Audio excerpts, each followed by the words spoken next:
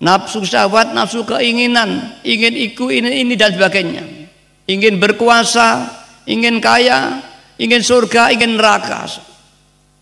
Para hadirat yang kami hormati, nafsu tadi dibagi menjadi 4, yaitu 1 nafsu bahimiyah,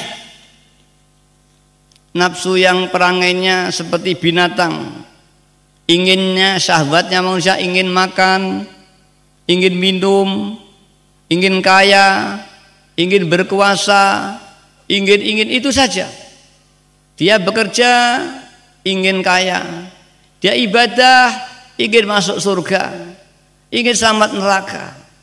Tidak ada satu tempat pun ingin melakukan perintahnya Allah SWT. Dia ibadah bukan karena perintah Allah, tapi karena ingin surga.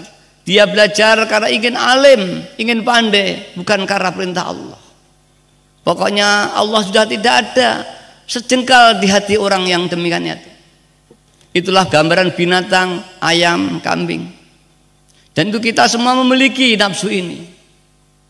Ada lagi nafsu sabuiyah, nafsu yang pengerangainya seperti binatang buas, keinginannya sama seperti binatang jinak, ditambah kebuasannya, menerkam yang lain, makan yang lain, merugikan yang lain. Itu kehidupan manusia ada semua, termasuk kula lan panjenengan sedaya. Yang ketiga, nafsu syaitaniyah,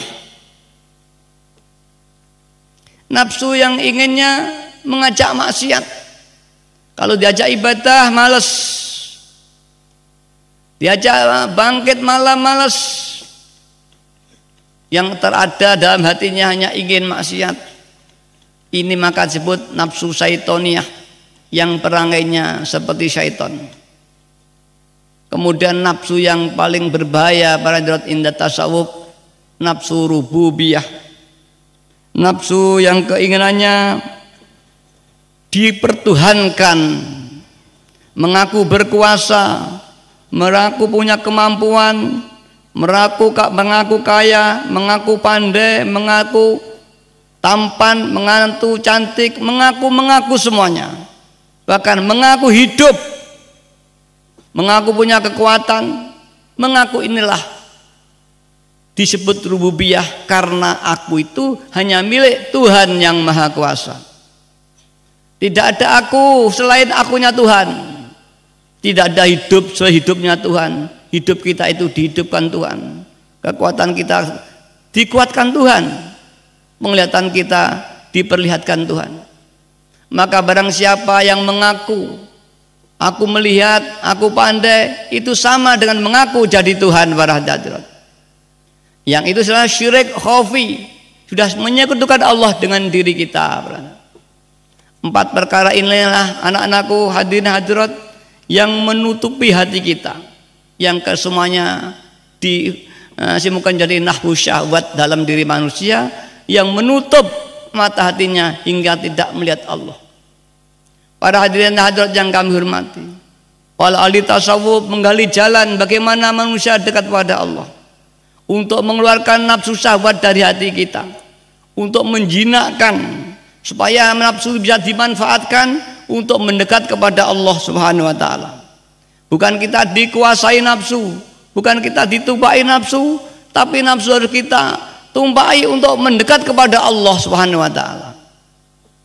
Bagaimana caranya? Mbah Yai menuntun kita. Manusia itu bergerak semua karena kehendak, karena keinginannya.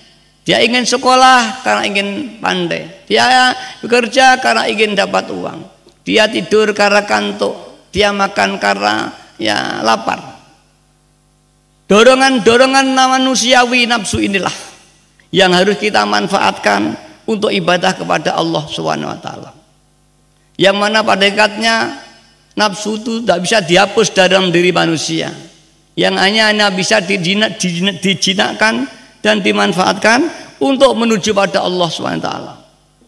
Masalahnya kita ingin sholat, ingin surga, kita kemudian berwudu.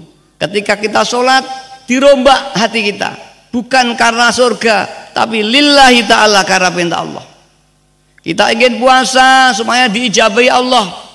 Kemudian ketika kita mau melihat nawaitu summa ghadin, kita lillah, tidak karena tujuan kita.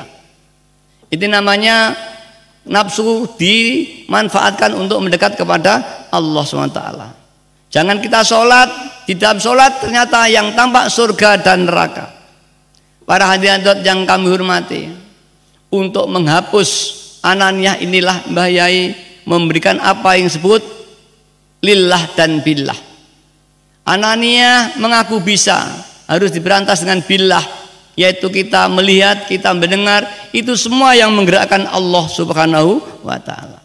Ini dilatih dalam hati lillah dan billah, lirrasul birasul, dilatih senantiasa. Tapi para hadirat, kalau belum dapat taufik hidayahnya, tidak bisa. Maka mata hati tidak mampu melihat. Maka akhirnya para ahli-ahli tasawuf menggali jalan untuk menuju Allah Subhanahu wa ta'ala, yaitu dengan jalan thariqah.